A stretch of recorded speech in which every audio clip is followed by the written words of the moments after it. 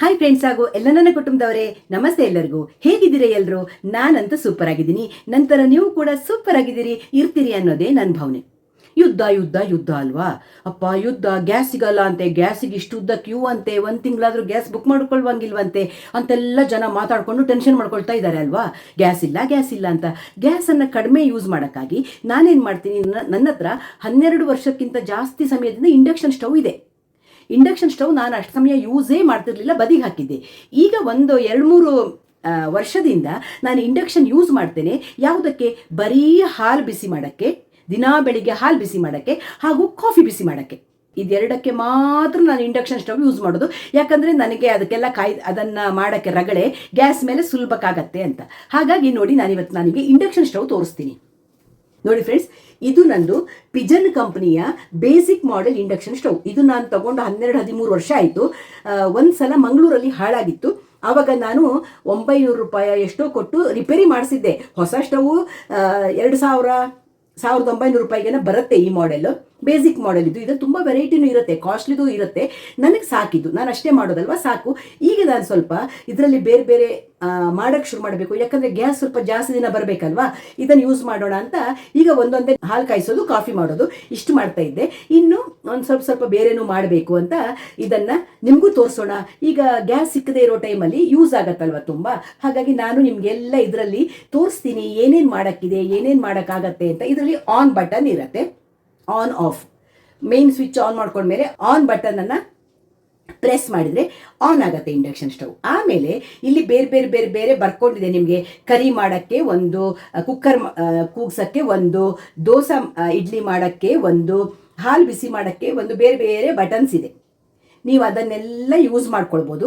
ಇಲ್ಲ ಅಂದರೆ on ಮಾಡಿದವಾಗ maximum heat ಬರುತ್ತೆ. ಇಲ್ಲಿ ಮೈನಸ್ ಮಾಡ್ಕೊಳ್ಳೋಕ್ಕೆ ಇಲ್ಲಿ ಬಟನ್ ಇದೆ, ಕಡಿಮೆ ಮಾಡ್ಕೊಳ್ಬೋದು. ಅದನ್ನು ಕಡಿಮೆ ಮಾಡಿಕೊಂಡು ನೀವು ನಿಮಗೆ ಬೇಕಾದ ಜಾಸ್ತಿ ಮಾಡೋದು, ಕಡಿಮೆ ಮಾಡಿಕೊಂಡು ನೀವು ಏನು ಬೇಕಿದ್ರು ಇಂಡಕ್ಷನಲ್ಲಿ ಮಾಡ್ಬೋದು. ಅಭ್ಯಾಸ ಆದರೆ ಅದು ತುಂಬ ಸಹಾಯ ಮಾಡುತ್ತೆ.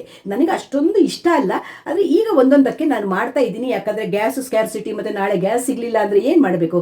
ಬನ್ನಿ, ನಾವೀಗ ಇದರಲ್ಲಿ ಏನೇನು ಮಾಡ್ತೀನಿ ನಾನು ನಿಮಗೆ ತೋರಿಸ್ತೀನಿ. ಯಾವ ರೀತಿಯ ಪಾತ್ರೆ ಇಡ್ಬೋದು ಎಲ್ಲರೂ ನಿಮ್ಗೆ ಹೇಳ್ತೀನಿ, ಬನ್ನಿ.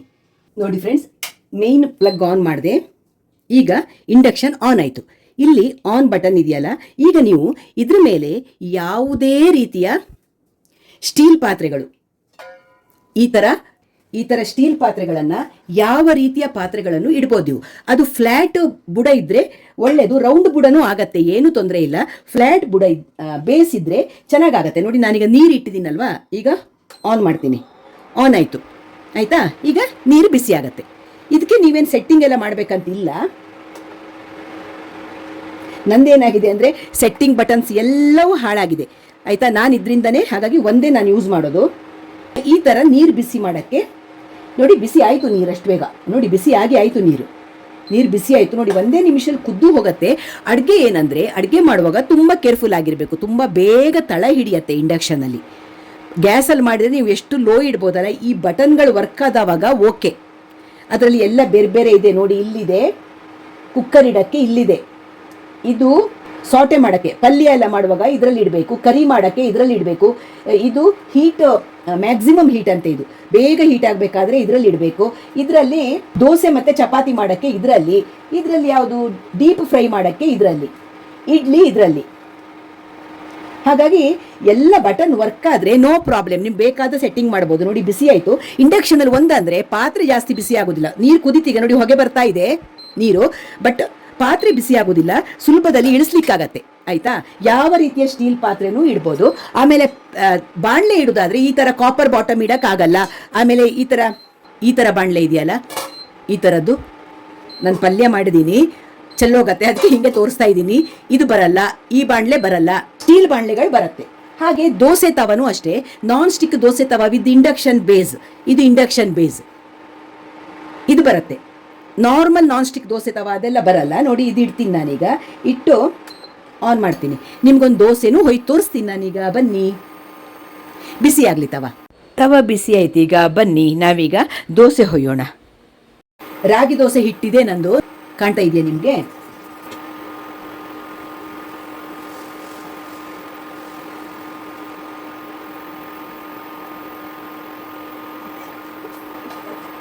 ಬೇಕಿದ್ರೆ ಮುಚ್ಚಿ ಇಟ್ಟು ಬೇಯಿಸಿ, ಮುಚ್ಚಿ ಇಡದೇನೂ ಬೇಯಿಸ್ಬೋದು, ನಿಮ್ಮ ಇಷ್ಟ, ಹೇಗೆ ಬೇಕಿದ್ರೂ ಬೇಯಿಸ್ಬೋದು.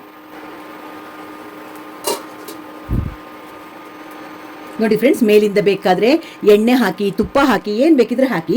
ನಾನು ನಿಮಗೆ ತೋರ್ಸೋಕ್ಕಾಗಿ ನನ್ನ ಬೆಳಗಿನ ತಿಂಡಿ ಎಲ್ಲ ಮುಗ್ದೋಗಿದೆ, 11:45 ಈಗ. ನಾನು ತೋರ್ಸೋಕ್ಕಾಗಿ ನಿಮ್ಗೊಂದು ದೋಸೆ ಮಾಡ್ತಾ ಇದ್ದೀನಲ್ವಾ, ಹಾಗಾಗಿ ನಾನು ಎಣ್ಣೆ ತುಪ್ಪ ಏನು ಹಾಕಲಿಲ್ಲ ದೋಸೆಗೆ. ನೋಡಿ, ಆರಾಮದಲ್ಲಿ ದೋಸೆ ಬರುತ್ತೆ. ಪಲ್ಯಗಳನ್ನು ಎಲ್ಲ ನೀವು ಸ್ಟೀಲ್ ಬಾಣಲೆ ಉಪಯೋಗಿಸಿ ಮಾಡ್ಬೋದು. ಅದೇ ಸೆಟ್ಟಿಂಗ್ ಇರಬೇಕು ಇಂಡಕ್ಷನಲ್ಲಿ, ಆವಾಗ ತಳ ಹತ್ತೋದಿಲ್ಲ, ಇಲ್ಲ ಅಂದರೆ ತುಂಬ ಬೇಗ ತಳ ಹಿಡಿಯತ್ತೆ. ನಾನು ಆಫ್ ಮಾಡ್ತೀನಿ ಈಗ. ದೋಸೆ ರೆಡಿ ಆಯಿತು ನೋಡಿ, ಗರಿ ಗರಿಯಾದ ರಾಗಿ ದೋಸೆ ರೆಡಿ ಆಯಿತು. ನಾನು ನಿಮ್ಗೀಗ ಕಾಫಿ ಮಾಡಿ ತೋರಿಸ್ತೀನಿ ನೋಡಿ ಫ್ರೆಂಡ್ಸ್. ನಾನು ಕಾಫಿಗಿಟ್ಟೆ, ಒಂದೇ ಟೆಂಪರೇಚರು 1000 ವ್ಯಾಟ್ಸ್ ತೋರಿಸತ್ತೆ, ಅಷ್ಟೇ ನಂದು ವರ್ಕ್ ಆಗೋದು. ಅದಕ್ಕಿಂತ ಹೆಚ್ಚು ಕಮ್ಮಿ ಬಟನ್ಗಳೆಲ್ಲ ಹಾಳಾಗಿದೆ, ಹೇಳಿದ್ನಲ್ಲ 12 ವರ್ಷದ ಹಿಂದಿದು. ಯಾಕೆ ಸುಮ್ಮನೆ ಹೊಸ ತಗೊಳ್ಳೋದು, ವರ್ಕ್ ಆಗುವಷ್ಟು ದಿವಸ ಅದೇ ಇರಲಿ ಅಂತ ನಾನು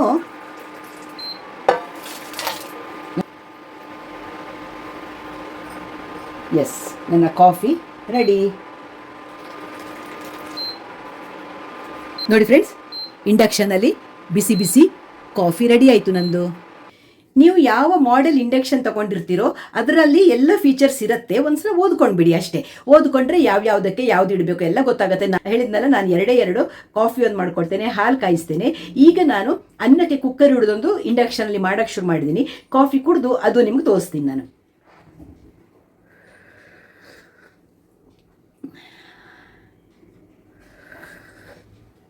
ನನಗೆ ಕಾಫಿ ತುಂಬ ಇಷ್ಟ ಫ್ರೆಂಡ್ಸ್, ಆದರೆ ಕುಡಿದ್ರೆ ಆಗೋದಿಲ್ಲ ನನಗೆ, ಹೀಟ್ ಆಗುತ್ತೆ, ಎಸಿಡಿಟಿ ಆಗುತ್ತೆ, ಸಮ್ಮರ್ ಬೇರೆ ಅಲ್ವಾ. ನಾನು ಈಗ ಮಾಡಿದ್ದೀನಲ್ಲ, ಚೆಲ್ಲಕ್ಕೆ ಮನಸ್ಸಿಲ್ಲ, ನಿಮ್ಗೆ ತೋರ್ಸಕ್ಕಂತ ಮಾಡಿದ್ನಲ್ಲ, ಒಂದು ದಿವಸ ಕುಡಿದ್ರೆ ತೊಂದರೆ ಇಲ್ಲ ಅಂತ ಕುಡಿತಾ ಇದ್ದೀನಿ ಅಷ್ಟೇ. ಯಜಮಾನರು ಹೊರಗಡೆ ಹೋಗಿದ್ದಾರೆ, ಯಜಮಾನರು ಇಲ್ಲ ಮನೇಲಿ.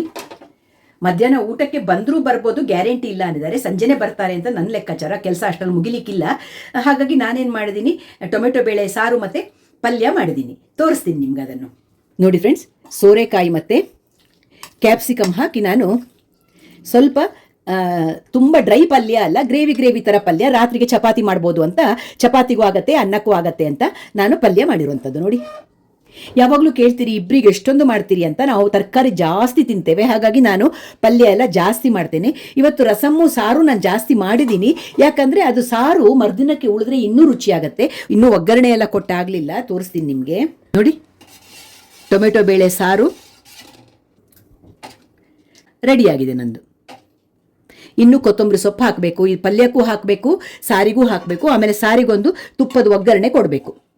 ಅದು ಊಟದ ಹೊತ್ತಿಗೆ ಮಾಡ್ತೀನಿ ನಾನು ನೋಡಿ ಫ್ರೆಂಡ್ಸ್. ಕುಕ್ಕರಲ್ಲಿ ಅಕ್ಕಿ ತೊಳೆದು ನೀರು ಹಾಕಿ ರೆಡಿ ಮಾಡಿ ಇಟ್ಟಿದ್ದೀನಿ ಅನ್ನಕ್ಕಿಡಕ್ಕೆ. ಇದು ನಂದೇನಂದರೆ ಸ್ಟೇನ್ಲೆಸ್ ಸ್ಟೀಲ್ ಕುಕ್ಕರು, ಇದಕ್ಕೆ ಇದು ಗ್ಯಾಸ್ ಮೇಲೂ ಆಗತ್ತೆ, ಇಂಡಕ್ಷನ್ ಮೇಲೂ ಆಗುವಂತಹ ಬೇಸ್ ಇದೆ ಈ ಕುಕ್ಕರಲ್ಲಿ. ಹಾಗಾಗಿ ಇದನ್ನು ಇಂಡಕ್ಷನ್ ಮೇಲೂ ಇಡ್ಬೋದು, ಗ್ಯಾಸ್ ಮೇಲೂ ಇಡ್ಬೋದು. ಅಲ್ಯೂಮಿನಿಯಂ ಕುಕ್ಕರ್ಸ್ ಇಡಕ್ಕೆ ಬರುತ್ತಾ ಇಲ್ವಾ ಅಂತ ನನಗೂ ಗೊತ್ತಿಲ್ಲ, ಮೋಸ್ಟ್ಲಿ ಡೌಟು. ಯಾಕಂದರೆ ನನ್ನ ಹತ್ರ ಅಲ್ಯೂಮಿನಿಯಂ ಕುಕ್ಕರ್ಸ್ ಇಲ್ಲ, ನಾನು ತುಂಬ ವರ್ಷದಿಂದ ಅಲ್ಯೂಮಿನಿಯಂ ಹಿಂಡಾಲಿಯಂ ಕುಕ್ಕರ್ ಬರುತ್ತಲ್ಲ ಅದೆಲ್ಲ ಯೂಸ್ ಮಾಡೋದು ನಿಲ್ಲಿಸಿಬಿಟ್ಟಿದ್ದೀನಿ. ನಾನು ಸ್ಟೇನ್ಲೆಸ್ ಸ್ಟೀಲ್ ಕುಕ್ಕರ್ಗಳನ್ನೇ ಯೂಸ್ ಮಾಡೋದು, ಹಾಗಾಗಿ ನನಗೆ ನನ್ನ ಹತ್ರ ನೋಡುವ ಅಂದರೂ ಇಲ್ಲ. ನಾನು ತುಂಬ ವರ್ಷದಿಂದ ಸ್ಟೀಲ್ ಕುಕ್ಕರೇ ಯೂಸ್ ಮಾಡೋದು. ಇದು ತುಂಬ ಹಳೆ ಕುಕ್ಕರೇ ನೋಡಿ, ಇದಕ್ಕೆ ಇಂಡಕ್ಷನ್ ಬೇಸೇ ಇದೆ, ಈ ಥರ ಬೇಸ್ ಇರೋದು ಇಡ್ಬೋದು. ಸಾದಾ ಸ್ಟೀಲ್ ಕುಕ್ಕರು ಇಡ್ಬೋದು ಅಂತ ನನ್ನ ಲೆಕ್ಕಾಚಾರ, ಗೊತ್ತಿಲ್ಲ ನನಗೆ. ಇಂಡಕ್ಷನ್ ಬೇಸ್ ಇರುವಂಥ ಕುಕ್ಕರೇ ತೊಗೊಂಡ್ಬಿಟ್ರೆ ಗ್ಯಾಸ್ ಮೇಲೂ ಆಗುತ್ತೆ, ಇಂಡಕ್ಷನ್ ಮೇಲೂ ಆಗುತ್ತೆ ಅದು. ಬನ್ನಿ, ಇದರಲ್ಲಿ ನಾನು ಇಂಡಕ್ಷನ್ನಲ್ಲಿ ಅನ್ನಕ್ಕಿಡ್ತೀನಿ. ಈಗ ಅಕ್ಕಿ ತೊಳೆದು ಕುಕ್ಕರಲ್ಲಿ ಹಾಕಿ ನಾನು ನೀರು ಹಾಕಿ ರೆಡಿ ಮಾಡಿ ಇಟ್ಟಿದ್ದೀನಿ. ಈಗ ನಾನು ನೋಡಿ ಅನ್ನಕ್ಕೆ ಇಟ್ಟೆ. ಈಗ ನೋಡೋಣ, ಟೈಮ್ ತೋರಿಸ್ತೀನಿ ನಾನು ನಿಮಗೆ. 11:52 ನೋಡಿ, 11:52 ಆಯಿತು. ಅನ್ನಕ್ಕಿಟ್ಟೆ, ಎಷ್ಟೊತ್ತಿಗಾಗತ್ತೆ ಅದು ನಿಮ್ಗೆ ನಾನು ತೋರಿಸ್ಕೊಡ್ತೀನಿ.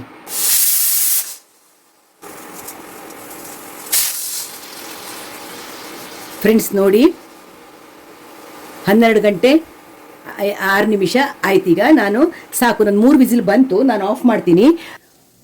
ನಾನು ಇದು ತಣ್ಣದ ಮೇಲೆ ಅನ್ನ ಹೇಗಾಗಿದೆ ಅಂತಲೂ ನಿಮಗೆ ತೋರಿಸ್ತೀನಿ ನೋಡಿ ಫ್ರೆಂಡ್ಸ್. ಕುಕ್ಕರ್ ಸ್ಟೀಮ್ ಹೋಯಿತು ನೋಡಿ, ಬಿಸಿ ಬಿಸಿ ಬಿಸಿ ಅನ್ನ ಎಷ್ಟು ಚೆನ್ನಾಗಿ ರೆಡಿಯಾಗಿದೆ ಅಂತ. ತುಂಬ ಚೆನ್ನಾಗಿ ಬಿಸಿ ಬಿಸಿ ಅನ್ನ ರೆಡಿ ಆಯಿತು. ಈ ರೀತಿ ಸಮಯಕ್ಕೆ ತಕ್ಕನಾಗಿ ಯಾವ್ದು ಬೇಕೋ ಅದನ್ನು ಉಪಯೋಗಿಸ್ಕೊಂಡ್ರೆ ಉಪಯೋಗ ಆಗತ್ತೆ ಅಲ್ವಾ. ಈಗ ನೋಡಿ, ಗ್ಯಾಸ್ ಸ್ಕೇರ್ಸಿಟಿ ಇರೋ ಟೈಮಲ್ಲಿ ಇಂಡಕ್ಷನ್ ಸ್ಟವನ್ನು ಈ ರೀತಿ ಒಂದು ಯಾವ್ಯಾವುದು ಮಾಡೋಕ್ಕೆ ಸಾಧ್ಯ ಇದೆಯೋ ಆ ಅಡುಗೆಗಳನ್ನು, ಕರೆಂಟು ಇರಬೇಕು, ಕರೆಂಟ್ ಬಿಲ್ ಸ್ವಲ್ಪ ಜಾಸ್ತಿ ಬರುತ್ತೆ, ಏನು ಮಾಡೋಕ್ಕಾಗಲ್ಲ, ಗ್ಯಾಸಲ್ಲಿ ಒಂದು ಸ್ವಲ್ಪ ಕಮ್ಮಿ ಖರ್ಚಾಗುತ್ತೆ, ಕರೆಂಟ್ ಬಿಲ್ ಜಾಸ್ತಿ ಬರುತ್ತೆ. ಗ್ಯಾಸ್ ಸಿಗದೇ ಇರುವಂಥ ಸಂದರ್ಭದಲ್ಲಿ ಈ ಥರದನ್ನು ಇಂಡಕ್ಷನ್ ಸ್ಟವನ್ನು ಯೂಸ್ ಮಾಡ್ಕೊಳ್ಬೋದು ಅಂತ ನಾನು ನಿಮಗೆ ಹೇಳ್ತಾ, ಅದರ ಉಪಯೋಗ ಯಾವ ರೀತಿ ಉಪಯೋಗಿಸ್ಕೊಳ್ಬೇಕು, ಹಾಗೆ ಯಾವ್ಯಾವ ಪಾತ್ರೆಗಳನ್ನು ಇಡ್ಬೋದು ಎಲ್ಲ ನಾನು ನಿಮಗೆ ತಿಳಿಸ್ಕೊಟ್ಟೆ.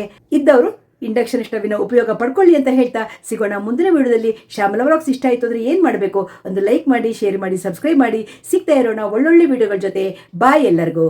ನಮಸ್ತೆ.